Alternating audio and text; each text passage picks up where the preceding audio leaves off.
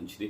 దేవుని ఘనమైన పరిశుద్ధమైన నామముకే మహిమ కలుగును గాక. ఆయన మహాకృపను బట్టి గతకాలమంతా కూడా దేవుడు కాచి కాపాడి ఆయన రెక్కల కింద దాచి మరొక రోజు ఆయన సన్నిధిలో గడపడానికి ఆయన మనకు సమయం ఇచ్చి ఉన్నాడు. అందరి బట్టి ప్రార్థన చేసుకొని వాక్య భాగంలోకి వెళ్దాం. స్తోత్రం నాయన మహాపరిశుద్ధుడు అయిన దేవ, మీకే వందనాలు, స్తోత్రాలు. మహోన్నత మహాగణుడ, గొప్పవాడ, జీవము గల యేసే జీవాధిపతి, అయా సర్వశక్తి మంత్ర స్తోత్రాలుడ, భూమి ఆకాశాలు సృజించిన సృష్టికర్త, మీకు స్తోత్రాలు దృష్టం. మీరే మహిమ పొందండి ప్రభువా. వాక్యం ద్వారా నన్ను కొద్దిసేపు మీరు మాతో మాట్లాడి బలపరిచి దీవించి ఆశించి జ్ఞానం తప్పి సహాయం చేసి ప్రభుత్వం వదిలి చేసి మీరే మహిమ పొందమని వాక్యం వినుచున్నా చూస్తున్నా ప్రతి బిడ్డను కూడా దీవించండి, ఆశ్రయించండి ప్రభా. ఈ వాక్యాలు కూడా మీరు అభిషేకించిన ఆయన అయా తను మీ సేవలు నన్ను మీ వాడబడ్డానికి కృపద ఇచ్చామని చేస్తున్నాం, నడుచున్నాం తండ్రి. నేను మంచిది. దేవుని ఘనమైన పరిశుద్ధమైన నామముకే మహిమ కలుగును గాక. చూస్తున్న మీ అందరికీ కూడా నా 2 వందనాలు. ఇక్కడ వాక్య భాగంలో నిన్నటి దినాన సంఖ్యాకాండము 5వ అధ్యాయాన్ని మనం ధ్యానం చేశాము.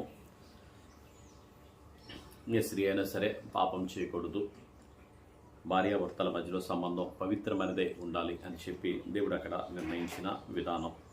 అలాగే ఇప్పుడు 6వ అధ్యాయంలో మనం చూసినట్లయితే దేవునికి ప్రతిష్ఠించుకోవడం, నాజీరవడం.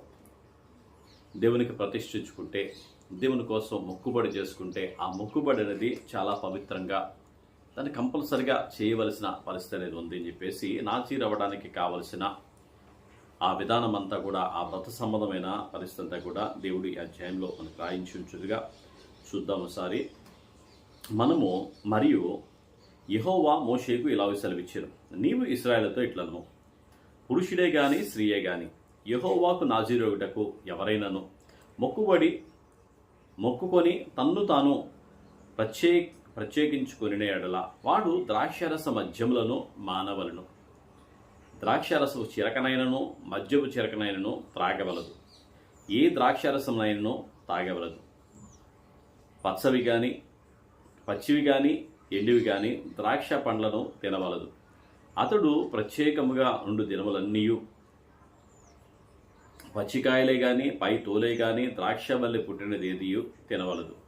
అతడు నాజీరొగుటకు మొక్కుకొనిన దినములన్నిటిలో మంగలి కత్తి అతని తల మీద వేయవలదు.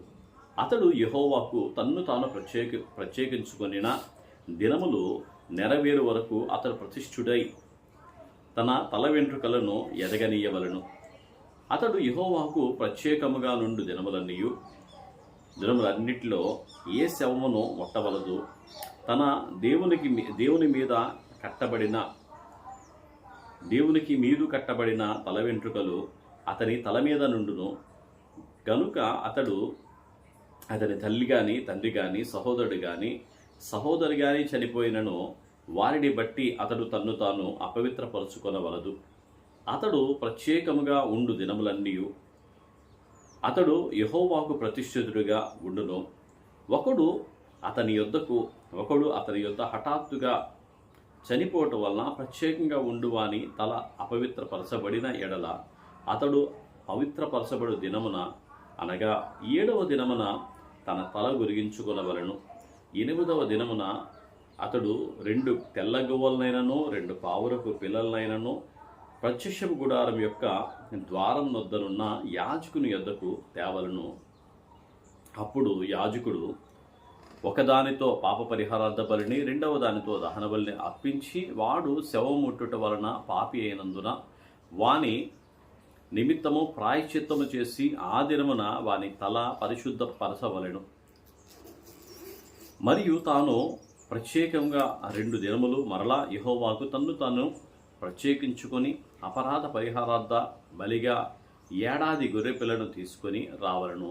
తన వ్రత సంబంధమైన తల వెంట్రుకలు అపవిత్రపరచబడిన గనుక మునుపటి దినములు వ్యర్థమైనవి.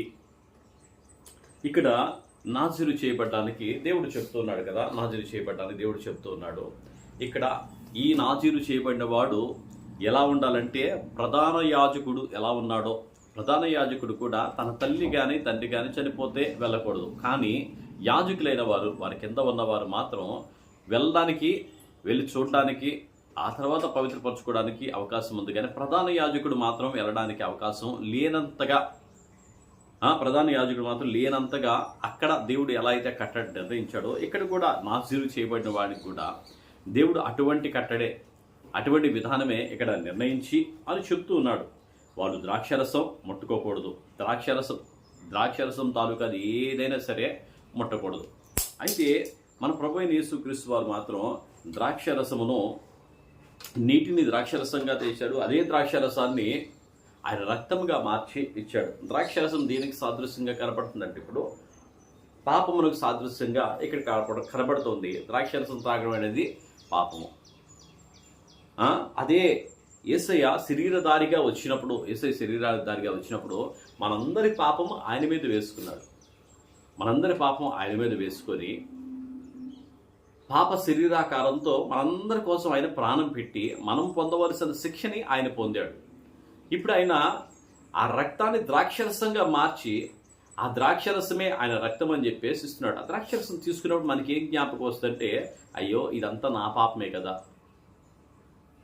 దేవుడు ద్రాక్షరసం దాన్ని మార్చి మనకి ఆహారంగా ఇచ్చాడే, పానంగా ఇచ్చాడు. కొత్త నిబంధనలో అడుగు పెట్టడానికి, అంటే పాత జీవితాన్ని వదిలిపెట్టడానికి, పాత రోత జీవితం అంతా కూడా తీసివేసుకోవడానికి, కొత్తగా ప్రభువులో జన్మించి ప్రభువుతో జీవించడానికి దేవుడు ఇచ్చాడు. అలాగే ఇక్కడ తల వెంట్రుకలు గొరిగించుకోకుండా, క్షవరం చేయించుకోకుండా నాజీరు చేయబడిన వాడు ఉన్న విధానాన్ని చూసినప్పుడు సంసోను మనకు కనపడతాడు. సంసోను తల్లి తండ్రి చిన్ననాడే ఆ బిడ్డని నాజీరు చేశారు. నాజీరు చేసిన ఆయన పెరిగాడు, పెద్దవాడయ్యాడు. కానీ తనకు తాను దేవునికి నాజీరు చేసుకోవాలా, శరీర రీతిగా నాజీరు అయితే చేసుకున్నాడు, కానీ దేవునికి సంపూర్ణ సమర్పణ అయితే చేసుకోలేకపోయాడు.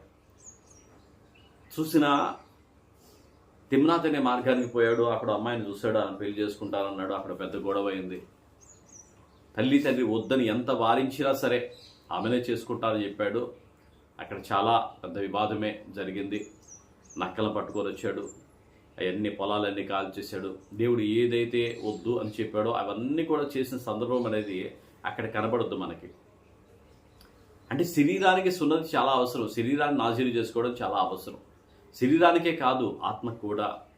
అందుకే రోమిలు రాసిన పత్రిక 12వ అధ్యాయంలో అంటాడు కదా, మీరు సంపూర్ణ సజీవ యాగంగా మీ శరీరాల్ని సమర్పించుకోండి. చూడండి ఒకసారి రోమిలు రాసిన పత్రిక 12వ అధ్యాయము, 1-2 వచనాల్లో, రోమిలు రాసిన పత్రిక 12వ అధ్యాయం.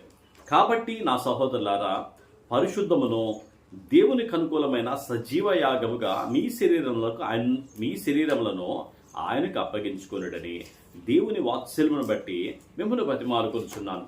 ఇట్టి సేవ మీకు యుక్తమైనది. మీరు ఈ లోక మర్యాదను అనుసరింపక ఉత్తమమును అనుకూలమును సంపూర్ణమై ఉన్న దేవుని చిత్తమేదో పరీక్షించి తెలుసుకున్నట్లు మీ మనస్సు మారి నూతన మగుట వలన రూపాంతరము పొందుడి. మీ మనస్సు మారి నూతన మగుట వల్ల రూపాంతరం పొంది. శరీరమే కాదు, మనస్సు మారాలి. దేవుడికి మన శరీరంగా ఎంత అర్పించుకుంటామో శరీరంలో లోపల మనస్సును కూడా దేవునికి, ఆత్మను కూడా దేవునికి అంతే అర్పించాలి. దేవునికి అంతా సజీవ యాగముగా దేవుని సమర్పించాలి అని చెప్పి అక్కడ దేవుని వాక్యం ద్వారా దేవుడు మాట్లాడుతున్నాడు. సంసోనాలు సమర్పించుకోలేకపోయాడు. సంసోనాలు సమర్పించుకోలేదు కాబట్టి తన చూపు ద్వారా చేసిన పాపం ద్వారా వేశ్యల దగ్గరికి వెళ్ళి దేవునికి అర్పించవలసిన ఆ శరీరాన్ని వేశ్యలకి అర్పించి దేవునికి విరోధంగా జీవించిన సందర్భం అనేది అక్కడ కనపడుతూ ఉంది. లాస్ట్కి కళ్ళు పోయి కనుగుడ్లు పీకేశారు, తిరగలు విసిరేవాడిగా చేశాడు. ఎంతో బలము కలిగిన వాడు సంసోను. అటువంటి అంత బలాన్ని కూడా ఎవరికి దారపోశాడు? దేవుని కోసం నాజీరు చేయబడి వాడే, కానీ లోకానికి దారిపోసం, లోకానికి వేశ్యలకి తన శరీరాన్ని, తన బలాన్ని ఇచ్చి వేసిన సందర్భం అనేది అక్కడ మనం చూస్తాం. అంటే దేవుని ఆత్మ అతనితో లేదు, నాజీరు అయితే చేయబడ్డాడు. అలాగే సమయాన్ని కూడా చూసినప్పుడు సమయాలు కూడా అటువంటి దేవుని చిన్ననాడే హన్నా తీసుకొచ్చి దేవుని సందులో అర్పించింది. చిన్ననాటి నుండి కూడా దేవుని సందులో వెలుగుతూ ఉండగా, తన జీవితాన్ని దేవునికి అర్పించి ఉండగా దేవుడు సమయంతో మాట్లాడుతున్నాడు. సమయలు 3 సార్లు ఆయన పిలిచాడు. వచ్చాడు, ఏలి దగ్గరికి వచ్చాడు, అయ్యా నన్ను పిలిచారా అని చెప్పి. అంటే ఎంత విధేయత కలిగి ఉన్నాడో సమయలు. ఆ విధేయతతోనే దేవుడు నీతో మాట్లాడుతున్నాడు. ఈసారి కనుక మాట్లాడితే చిత్తం ప్రభువా అని చెప్పేసి ఆయన చెప్తాడు, చెప్పిన మాట విని నాకు చెప్పు అని చెప్పేసి అన్నాడు. అలాగే మూడోసారి పిలిచాడు, దేవుడు మాట్లాడాడు. మూడోసారి మాట్లాడినప్పుడు లేచాడు, పిలిచాడు, ఆయనతో మాట్లాడాడు. ఎంతో ప్రేమగా చిన్నవాడైనప్పటికీ సమూయేలు దేవుడు ఆయనతో మాట్లాడి జరగవలసే కార్యాలన్నీ కూడా, జరుగుతున్న పరిస్థితులన్నీ కూడా దేవుడు అతనితో మాట్లాడి, హోప్ని ఫీనెహాసులు నేను చంపేస్తానని చెప్పేసి దేవుడు ఆ బాలుడైన సమూయేలుకి చెప్పాడు. ఏలీ వచ్చి అంటున్నాడు, ఏది మరుగు చేయకుండా మొత్తం నాకు చెప్పు అన్నప్పుడు. అంటే అంతగా దేవుడితో మనం ఎంత సంబంధం కలిగి ఉంటే దేవుడు తన ఆత్మకార్యాలన్నీ కూడా మనకి తెలియజేస్తాడు. దేవుడు చేయబోయేది అంతా కూడా నీకు కంపల్సరిగా తెలియజేస్తాడు. ఇప్పుడు నువ్వు సజీవ యాగముగా మీ శరీరాలను దేవునికి సమర్పించుకున్నప్పుడు, దేవునికి సజీవ యాగంగా మీ ఆత్మను సమర్పించుకున్నప్పుడు, దేవుని మీద సంపూర్ణంగా నువ్వు ఆధారపడినప్పుడు, లోకంతో సగం దేవునితో సగం ఉంటే దేవుడు అంగీకరించడు. మనం చూస్తే మన చూపు దృష్టి ఉంటే రెండు వైపులా చూడలేము, ఏదో ఒక వైపులో చూడగలుగుతాం. అందుకే అంటున్నాడు, ఒకడు ధనమునకు దేవునికి దాసుడిగా ఉండలేడు. ధనాన్ని ప్రేమించేవాడు దేవుని ప్రేమించలేడు, దేవుని ప్రేమించేవాడు ధనాన్ని ప్రేమించలేడు. దేవుని ప్రేమించాలి, ధనం మనతోనే వస్తాయి. దేవునికి ఎప్పుడైతే మనం సంపూర్ణ సమర్పణగా మన శరీరాలని యాగముగా అర్పించుకుంటామో మిగతావన్నీ మనతో వస్తాయి. ఏది కావాలో దేవునికి అన్నీ కూడా తెలుసు. నీకు ఏది కొదువుగా ఉందో, నీకు ఏది అవసరమైందో, నీ ఆయా సమయాలకి అన్నీ కూడా సమకూర్చే దేవుడు.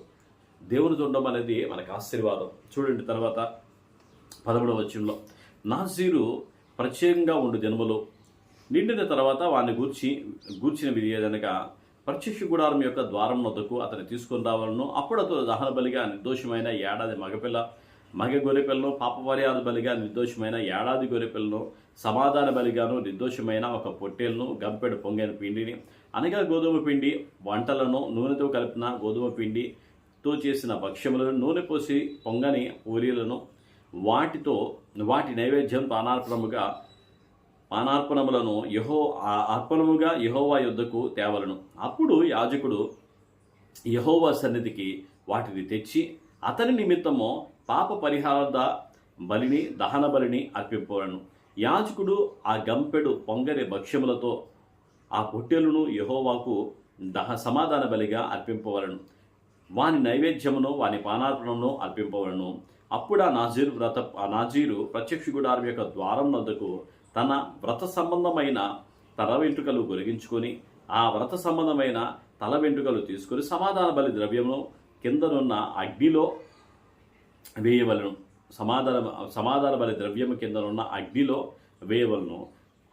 మరియు యాజకుడు ఆ పొట్టేలు యొక్క వండిన జబ్బను, ఆ గంపలో నుండి పొంగని యొక్క భక్ష్యములను, పొంగని ఒక పూరిని తీసుకొని నాజీరు తన వ్రత సంబంధమైన వెంట్రుకలు గొరిగించుకున్న పిమ్మట అతని చేతుల మీద వాటిని ఉంచవలను. ఆ తరువాత యాజకుడు యెహోవా సన్నిధిని అల్లాడింపబడు అర్పణముగా వాటిని అల్లాడింపవలను. అల్లాడింపబడు బోరతోనూ ప్రతిష్ఠితమైన జబ్బతోనూ అది యాజకునికి ప్రతిష్ఠితమగును. తరువాత ఆ నాజీరు ద్రాక్షరసం తాగవచ్చును. మొక్కుకొనిన నాజీరు తన కలిమి కొలది ఇచ్చుదాన్ని గూర్చిన విధియు, అతడు నాజీరైనందున యెహోవాకు అర్పించవలసిన దాని గురించి విధియు ఇదే. తాను మొక్కుకొనిన మొక్కుబడి చొప్పున నాజీరును గూర్చిన విధిని బట్టి ఇదంతయు చేయవలనని చెప్పుము.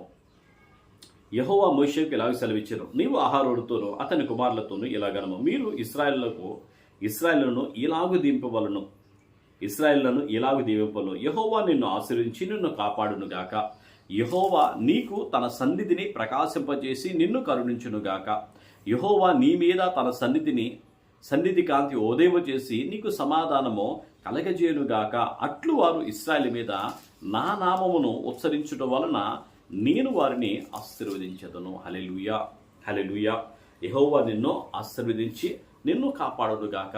ఇశ్రాయేలు యాజకులు అక్కడికి వచ్చిన ఆ ప్రజలను, అక్కడికి వచ్చిన ఆ జనులను దీవించవలసిన విధానం. దేవుని యాజకులు ఆ ప్రజల్ని దీవించవలసింది. దీవెన వచనమే వారి నోట రావాలి, కానీ శాపం వచ్చిన వారి నోట రాకూడదు. ఆ దీవెన వచనాల్లో అంటున్నాడు కదా, యెహోవా నిన్ను దీవించునుగాక, నిన్ను కాపాడునుగాక. అలాగే ఆయన సన్నిధి నీకు తోడుగా ఉండునుగాక. అలాగే ఆయన సన్నిధి వెలుగు ప్రకాశం నీ మీద ఉదయించునుగాక. ఆయన సన్నిధి వెలుగు ఆయన మనతో ఉండాలి. ఆ వెలుగులో మాత్రమే మనం నడవాలి. దేవుని వెలుగు లేకపోతే అది చీకటి, అంధకారమే. ఈ అంధకారంలో నడిస్తే ఎక్కడ ఏం చేస్తున్నామో అర్థం కాదు. అదే దేవుని వెలుగులో నడిచామనుకో, మనం చేసే ప్రతి తప్పు, ప్రతి పాపం అన్నీ కూడా దేవుడు మనకి తెలియజేస్తాడు, అన్నీ కూడా మనకు చూపిస్తాడు. ఆయన నిత్యమైన వెలుగులో మనం నడిపిస్తూ ఆయన కృప కింద మనల్ని దాచిపెడతాడు. అందుకని చెప్పేసి దేవునితో చెప్తున్నాడు, ఆయన సన్నిధి తోడుగా రావాలి. ఆయన సన్నిధి లేకపోతే జీవితం వేస్ట్. ఆయన సన్నిధి అంటే ఆయనే. ఆయన మనకు తోడుగా ఉండాలి, ఆయన మనకు అండగా ఉండాలి, ఆయన మనకు సహాయం చేసేవాళ్ళ ఉండాలి. ఆయన కృప ఎల్లప్పుడూ కూడా మన మీద ఉండాలి.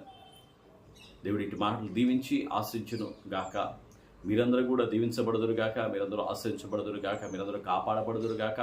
ఆయన సన్నిధి మీ మీద ప్రకాశించును గాక. ఆ సన్నిధి కాంతి మీ మీద ఉదయింపచేసి దేవునితో సమాధానం కలిగజేయును గాక. దేవుని కృప మీకు మెండుగా ఉండును గాక. ప్రార్థన చేసుకుందాం.